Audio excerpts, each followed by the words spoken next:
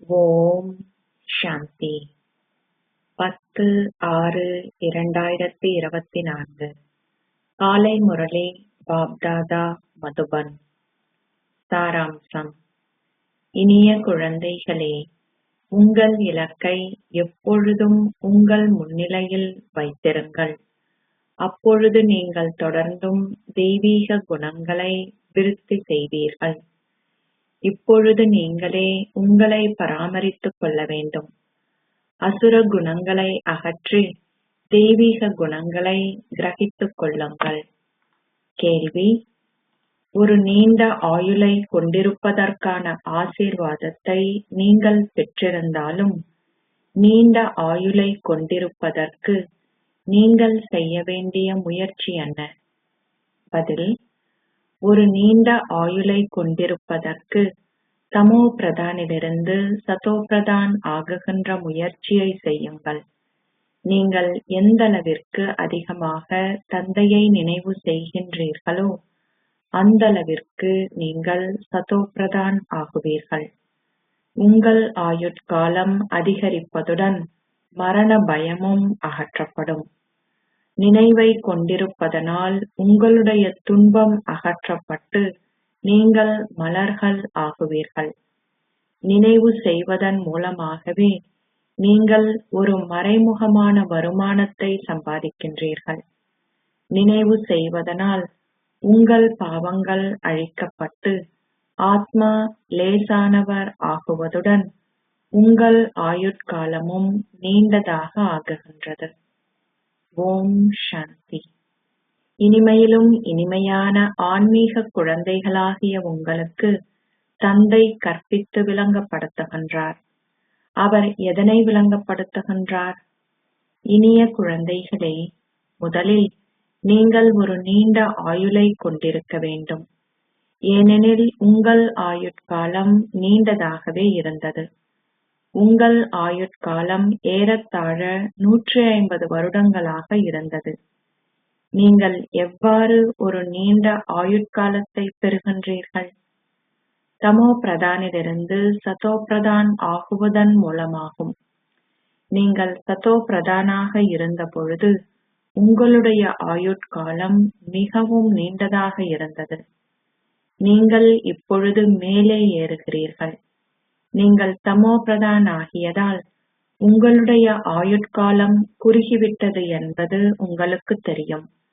உங்களுக்கு நல்ல ஆரோக்கியமும் இருக்கவில்லை. நீங்கள் முற்றிலும் நோய்வாய்ப்பட்டவர்கள் ஆகிவிட்டீர்கள். இந்த பழைய வாழ்க்கை புதிய வாழ்க்கையுடன் ஒப்பிடப்படுகிறது.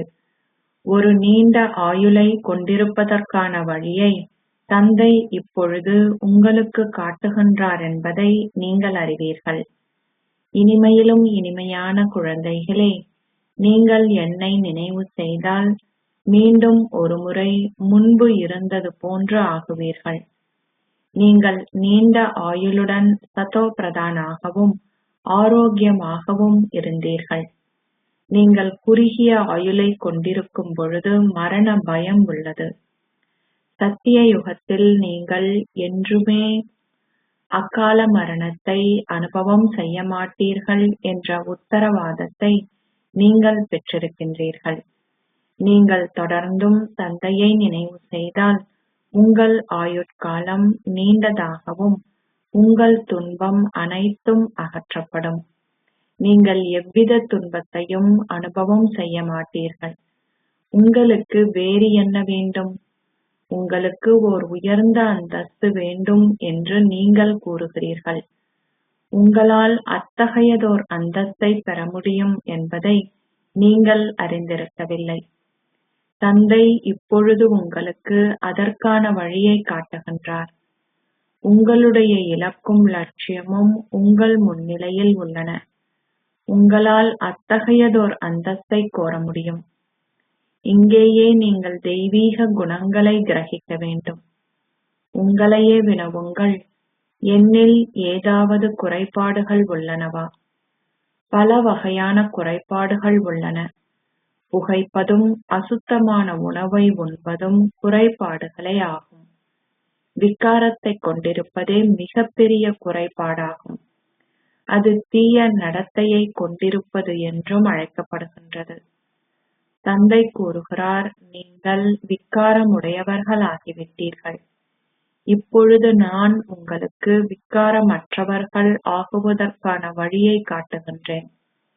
இதற்கு நீங்கள் விக்காரங்களையும் குறைபாடுகளையும் துறக்க வேண்டும். நீங்கள் ஒரு பொழுதும் விக்காரமுடையவர்கள் ஆகக்கூடாது. இப்பிறவியில் தங்களை சீர்திருத்திக் கொள்பவர்களின் சீரமைப்பானது 21 பிறவிகளுக்கு நீடிக்கின்றது. நீங்கள் விக்காரமற்றவர்கள் ஆகுவது மிக அவசியமானதாகும். யோக சக்தியினால் மாத்திரமே உங்கள் தலைமீதுள்ள பல பிறவிகளின் சுமை அகற்றப்படும். நீங்கள் பிறவியாக விக்காரமுடையவர்களாக இருந்தீர்கள் என்பது குழந்தைகளாகிய உங்களுக்கு தெரியும். நீங்கள் என்றுமே விக்காரமுடையவர்களாக ஆக மாட்டீர்கள் என்று இப்பொழுது தந்தைக்கு சத்தியம் செய்கின்றீர்கள். தந்தை கூறியுள்ளார், நீங்கள் தூய்மையற்றவர்கள் ஆகினால் 100 மடங்கு தண்டனையை அனுபவம் செய்ய நேரிடும். அத்துடன் உங்களுடைய அந்தஸ்தும் அழிக்கப்படும். ஏனெனில் நீங்கள் தந்தையை அவதூறு செய்கிறீர்கள். அதாவது அதன் அர்த்தம், நீங்கள் மறுபுறம், அதாவது விக்காரமுள்ள மனிதர்களிடம் சென்று விட்டீர்கள். பலர் இவ்விதமாக கைவிட்டு சென்று விடுகின்றார்கள். அதாவது அவர்கள் தோற்கடிக்கப்படுகிறார்கள். விக்காரமான தொழிலை மேற்கொள்ளக்கூடாது என்பதை முன்னர் நீங்கள் அறிந்திருக்கவில்லை. தாங்கள் பிரம்மச்சாரியாக இருப்போம் என்று சில நல்ல குழந்தைகள் கூறுகிறார்கள். சந்நியாசிகளை பார்க்கையில் தூய்மையே சிறந்தது என்று அவர்கள் எண்ணுகிறார்கள். தூய்மையற்றவர்களும் தூய்மையானவர்களும் உள்ளார்கள். உலகிலுள்ள மக்களில் பலர் தூய்மையற்றவர்களே ஆவர். கழிவறைக்கு செல்வதும் தூய்மையற்றதாகும் என்பதாலேயே நீங்கள் உடனடியாக நீராட வேண்டும். பல வகையான தூய்மையின்மை உள்ளது. ஒருவருக்கு துன்பம் விளைவிப்பதும் சண்டை சச்சரவுகளில் ஈடுபடுவதும் தூய்மையற்ற செயல்களே ஆகும். தந்தை கூறுகிறார், நீங்கள் பிறவியாக பாவம் செய்துள்ளீர்கள். நீங்கள் இப்பொழுது அப்பழக்கங்கள் அனைத்தையும் முடித்துவிட வேண்டும். இப்பொழுது நீங்கள் ஓர் உண்மையான மகாத்மா ஆக வேண்டும். லக்ஷ்மியும் நாராயணனும் மாத்திரமே உண்மையான மகாத்மாக்கள். இங்கு அனைவரும் தமோ பிரதானாக உள்ளதால் வேறு எவரும் அவ்வாறு ஆக முடியாது. அவர்கள் அதிகளவு அவதூறு செய்கிறார்கள். தாங்கள் என்ன செய்கின்றார்கள் என்பது அவர்களுக்கு தெரியாது. ஒன்று மறைமுகமான பாவமும் மற்றையது புலப்படுகின்ற பாவமும் ஆகும். இது தமோ பிரதான் உலகாகும். தந்தை இப்பொழுது உங்களை விவேகிகளாக ஆக்குகிறார் என்பது குழந்தைகளாகிய உங்களுக்கு தெரியும். இதனாலேயே நீங்கள் அனைவரும் அவரை நினைவு செய்கிறீர்கள். நீங்கள் தூய்மையாக வேண்டும் என்ற சிறந்த புத்துணர்வை பெறுகிறீர்கள். ஆனால் நீங்கள் தெய்வீக குணங்களையும் கொண்டிருக்க வேண்டும். நீங்கள் பாடிக்கொண்டிருந்த தேவர்களின் புகழைப் போன்று நீங்கள் இப்பொழுது ஆக வேண்டும். தந்தை விளங்கப்படுத்துகிறார், இனிமையிலும் இனிமையான குழந்தைகளே, நீங்கள் அத்தகைய இனிமையான அழகான மலர்களாக இருந்தீர்கள். இப்பொழுது நீங்கள் முட்கள் ஆகிவிட்டீர்கள். இப்பொழுது தந்தையை நினைவு செய்யுங்கள். அந்த நினைவின் மூலமாக உங்கள் ஆயுட்காலம் நீண்டதாக ஆகுவதுடன் உங்கள் பாவங்களும் எரிக்கப்படும். உங்கள் தலை மீது இருந்த சுமையும் அகற்றப்படும். உங்களை நீங்களே பராமரிக்க வேண்டும். உங்களிடம் உள்ள குறைபாடுகளை நீங்கள் அகற்ற வேண்டும். நாரதரின் உதாரணமும் உள்ளது. அவரிடம் வினவப்பட்டது, நீங்கள் தகுதி வாய்ந்தவரா? உண்மையில் தான் தகுதி வாய்ந்தவர் அல்ல என்பதை அவர் உணர்ந்தார். தந்தை இப்பொழுது உங்களை மேன்மையானவர்களாக ஆக்குகிறார். நீங்கள் தந்தையின் குழந்தைகள். ஒருவருடைய தந்தை ஒரு சக்கரவர்த்தியாக இருக்கும் பொழுது அவர் கூறுவார், எனது தந்தை சக்கரவர்த்தி.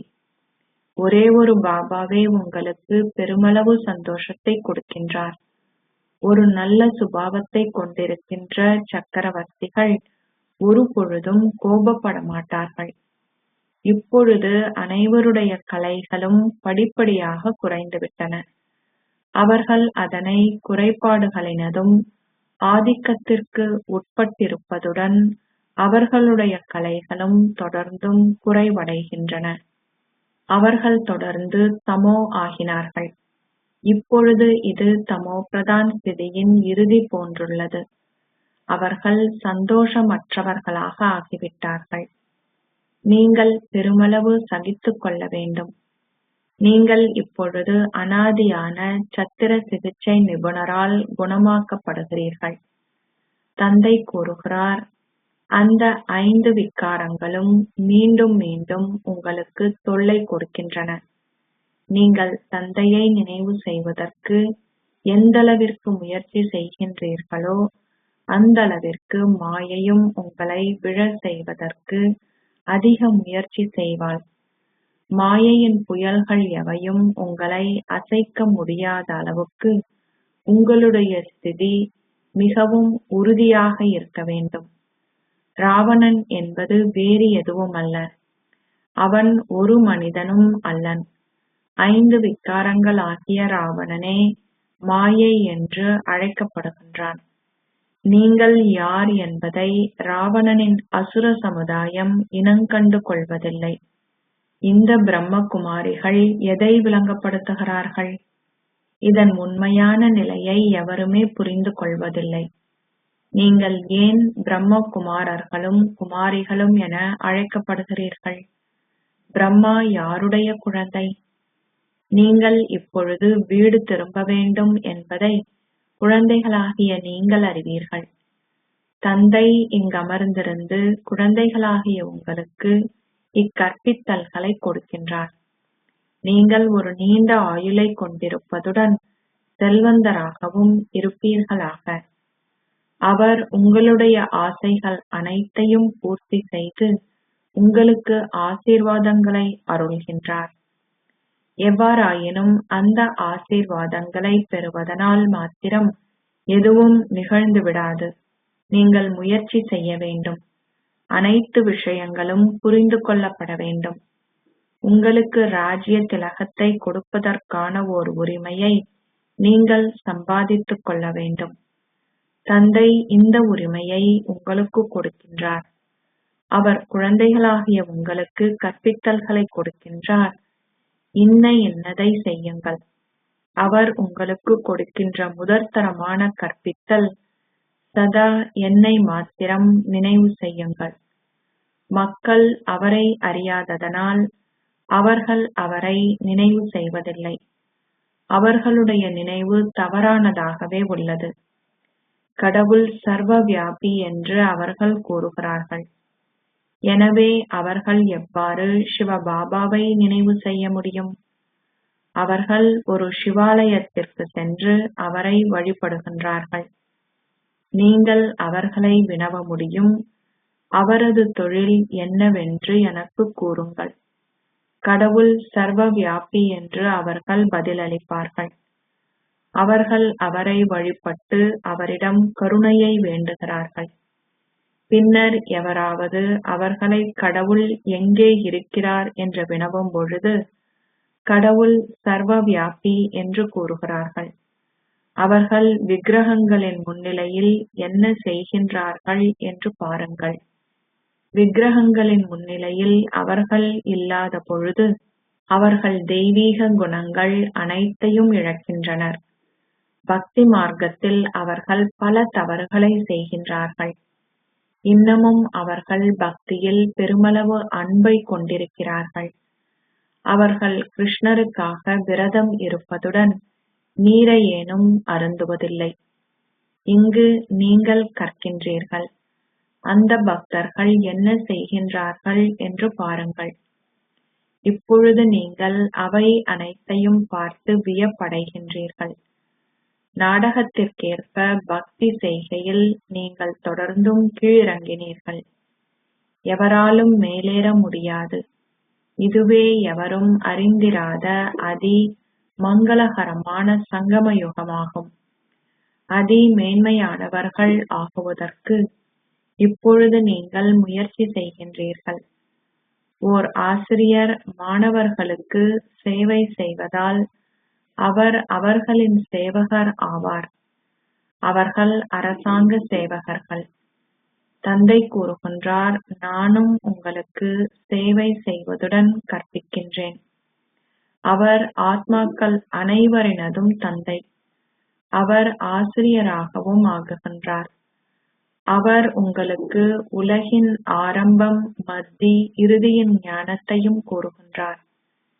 எந்த மனிதரிடமும் இந்த ஞானம் இருக்கவில்லை. அதை வேறு எவராலும் கற்பிக்கவும் முடியாது. நீங்கள் இவ்வாறு ஆகுவதற்கு முயற்சி செய்கின்றீர்கள். உலக மக்கள் அத்தகைய தமோபிரதான் புத்தியை கொண்டிருக்கின்றார்கள். உலகம் மிகவும் பயங்கரமானதாகும். மக்கள் செய்யக்கூடாததை செய்கின்றார்கள்.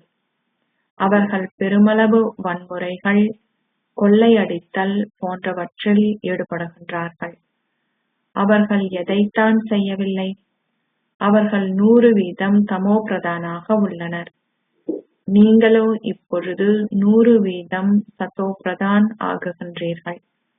உங்களுக்கு அதற்காக நினைவு யாத்திரையின் வழிமுறையும் காட்டப்பட்டுள்ளது. நினைவை கொண்டிருப்பதனால் மாத்திரமே உங்களுடைய பாவங்கள் அழிக்கப்படுவதுடன் நீங்கள் சென்று தந்தையை சந்திக்கவும் முடியும். இப்பொழுது நீங்கள் தந்தையாகிய கடவுள் எவ்வாறு வருகின்றார் என்பதை புரிந்து கொள்கின்றீர்கள். அவர் இந்த ரதத்தில் பிரவேசித்து பிரம்மாவின் மூலமாக உங்களுக்கு ஞானத்தை உரைக்கின்றார். நீங்கள் இதை கிரகித்து அதை மற்றவர்களுக்கும் கூறுகின்றீர்கள். அதனால் அவர்களுக்கு தந்தையை நேரடியாக செவிமடுத்து அவரது குடும்பத்துக்குரியவர்கள் ஆக வேண்டும் என்ற ஆசை ஏற்படும். இங்கு தந்தையும் தாயும் குழந்தைகளாகிய நீங்களும் இருக்கின்றீர்கள். நீங்கள் அனைவரும் ஒரு குடும்பத்தவர்கள். அது அசுர உலகமாகும். நீங்கள் அசுர குடும்பத்தினால் விரக்தியடைந்து விட்டதால் உங்களுடைய வியாபாரம் போன்றவற்றை விட்டு நீங்கி புத்துணர்ச்சி பெறுவதற்காக பாபாவிடம் வருகின்றீர்கள். இங்கு பிராமணர்களே வசிக்கின்றார்கள். எனவே நீங்கள் வந்து இந்த குடும்பத்துடன் அமர்ந்திருக்கின்றீர்கள். நீங்கள் வீடு திரும்பும் பொழுது அங்கு அத்தகையதொரு குடும்பம் இருக்க மாட்டாது. அங்கு நீங்கள் ஏனைய சரீரதாரிகள் போன்று ஆகிவிடுகின்றீர்கள். அந்த பௌதீக வியாபாரத்திலிருந்து விடுபட்டு நீங்கள் இங்கு வருகின்றீர்கள். தந்தை இப்பொழுது கூறுகின்றார், சரீர உறவு முறைகள் அனைத்தையும் துறந்து நறுமணம் மிக்க மலர்கள் ஆகுங்கள். ஒரு மலர் நறுமணத்தை கொண்டிருக்கின்றது.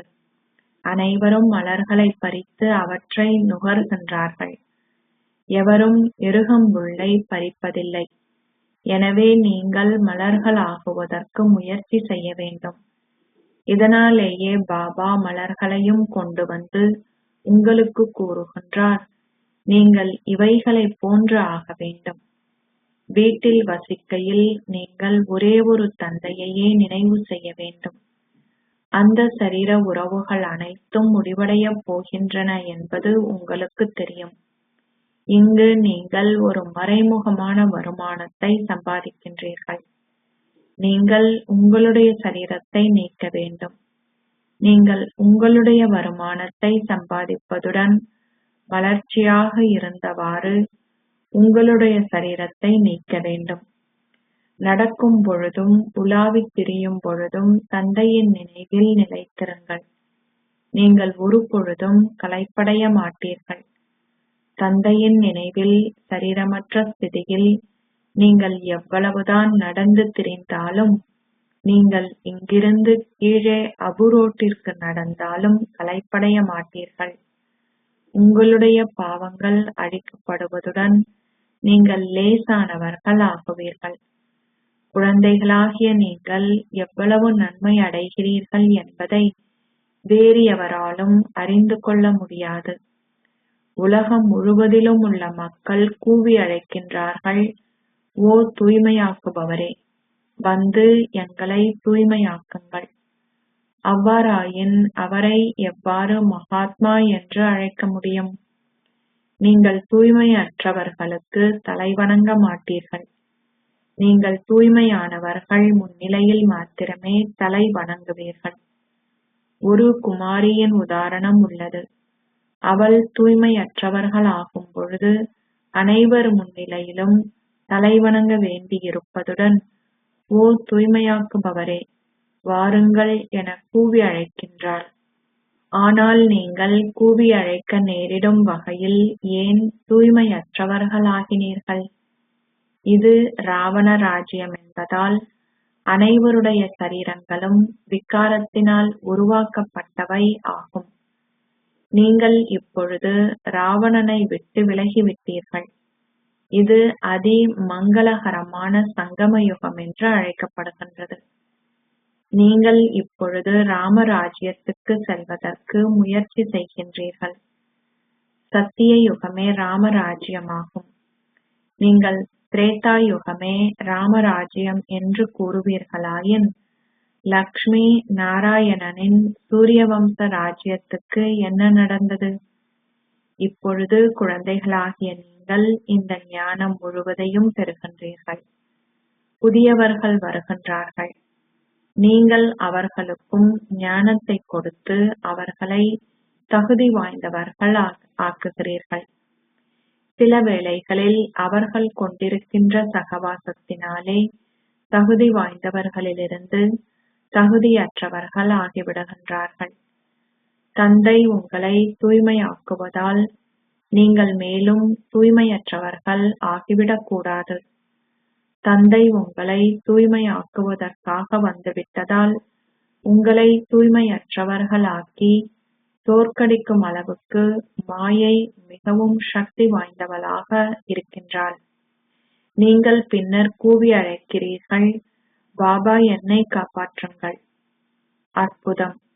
ஒரு போர்க்களத்தில் பலர் மரணிக்கின்றார்கள். எனவே அவர்கள் காப்பாற்றப்பட்டார்களா? மாயையின் இக்குண்டு ஒரு துப்பாக்கி ரவையை விடவும் சக்தி வாய்ந்ததாகும். நீங்கள் காம விகாரத்தினால் துன்புறுத்தப்படும் பொழுது உச்சியிலிருந்து கீழே வீழ்கின்றீர்கள். சத்திய யுகத்தில் அனைவரும் தூய்மையானவர்கள். தூய இல்லற தர்மத்தை சார்ந்த அவர்கள் தேவர்கள் என அழைக்கப்படுகிறார்கள். எவ்வாறு தந்தை வருகின்றார், அவர் எங்கு வசிக்கின்றார், எவ்வாறு அவர் உங்களுக்கு ராஜயோகத்தை கற்பிக்கின்றார் என்பதை நீங்கள் இப்பொழுது அறிவீர்கள். அவர் அர்ஜுனனின் ரதத்தில் அமர்ந்திருந்து ஞானத்தை கொடுப்பதாக அவர்கள் காட்டுகின்றார்கள். அப்படியாயின் அவர்கள் ஏன் அவரை சர்வவியாபி என்று அழைக்கின்றார்கள்? ஸ்வர்க்கத்தை ஸ்தாபிக்கின்ற தந்தையை அவர்கள் மறந்துவிட்டார்கள். இப்பொழுது அவரே உங்களுக்கு தனது அறிமுகத்தை கொடுக்கின்றார். அச்சா, இனிமையிலும் இனிமையான அன்புக்குரிய, எப்போதோ தொலைந்து இப்போது கண்டெடுக்கப்பட்டிருக்கும் குழந்தைகளுக்கு உங்கள் தாய் தந்தையாக இருக்கும் பாப் தாதாவின் அன்பும் நினைவுகளும் காலை வந்தனங்களும். ஆன்மீக தந்தை ஆன்மீக குழந்தைகளுக்கு நமஸ்தே சொல்கிறார். ஆன்மீக குழந்தைகள் ஆன்மீக தந்தைக்கு நமஸ்தே சொல்கின்றனர். தாரணைக்கான சாராம்சம். 1. மகாத்மாக்கள் ஆகுவதற்கு சகல தூய்மையற்ற தீய பழக்க வழக்கங்களை முடித்துவிடுங்கள். துன்பத்தை விளைவித்தல், சண்டை சச்சரவில் ஈடுபடுதல் ஆகியவை நீங்கள் செய்யக்கூடாத தீய செயல்களாகும். உங்களுக்கு ஒரு ராஜ்ய திலகத்தை கொடுப்பதற்கான உரிமையை சம்பாதித்துக் கொள்ளுங்கள். 2. உலகிய வியாபாரத்திலிருந்தும் சரீரதாரிகளிலிருந்தும் உங்கள் புத்தியை அகற்றி நறுமணம் மிக்க மலர்கள் ஆகுங்கள். ஒரு மறைமுகமான வருமானத்தை சம்பாதிப்பதற்கு நடக்கும் பொழுதும் உலாவித் திரியும் பொழுதும் சரீரமற்றிருப்பதை பயிற்சி செய்யுங்கள். ஆசீர்வாதம். தூய்மையான ஆக்கப்பூர்வமான எண்ணங்களை கொண்டிருக்கின்ற ஓர் ரத்தினமான நீங்கள் உங்களுடைய சொந்த தூய்மையான ஆக்கப்பூர்வமான எண்ணங்களின் சக்தியை பயன்படுத்துவதன் மூலம் ஆத்மாக்களை கவலைப்படுவதிலிருந்து விடுவிப்பீர்களாக. இன்றைய உலகில் ஆத்மாக்கள் அனைவரும் கவலையின் ரத்தினங்களாகவே இருக்கிறார்கள். உங்களுடைய தூய்மையான ஆக்கப்பூர்வமான எண்ணங்களின் சக்தியினால் பிறரை இட்டு தூய்மையான ஆக்கப்பூர்வமான எண்ணங்களை கொண்டிருக்கின்ற ரத்தினங்களான உங்களால் கவலை ரத்தினங்களை மாற்ற முடியும். சூரிய கதிர்களினால் தொலைவில் இருந்தவாறே இருளை அகற்ற முடிவதைப் போன்று ரத்தினங்களான உங்களது தூய்மையான ஆக்கப்பூர்வமான எண்ணங்கள் என்ற வடிவத்திலுள்ள ஒளிக்கதிர்கள் உலகெங்கும் நாலா திசைகளிலும் பரவி உள்ளன. ஆகையாலேயே அவர்கள் ஏதோ ஒரு ஆன்மீக ஒளி மறைமுகமான வழியில் தனது வேலையை பார்க்கின்றது என நம்புகிறார்கள். அவர்கள் இந்த தொடுகையை கொண்டிருப்பதால் அவர்கள் உங்களை தேடுகிறார்கள். இறுதியில் அவர்கள் இவ்விடத்திற்கு வந்து சேருகிறார்கள். ஸ்லோகம். பாப் தாதாவின் வழிகாட்டல்களை தெளிவாக பெற்றுக் கொள்வதற்கு உங்கள் மனதினதும் புத்தியினதும் ரேகையை தெளிவாக வைத்திருங்கள். ஓம் சாந்தி.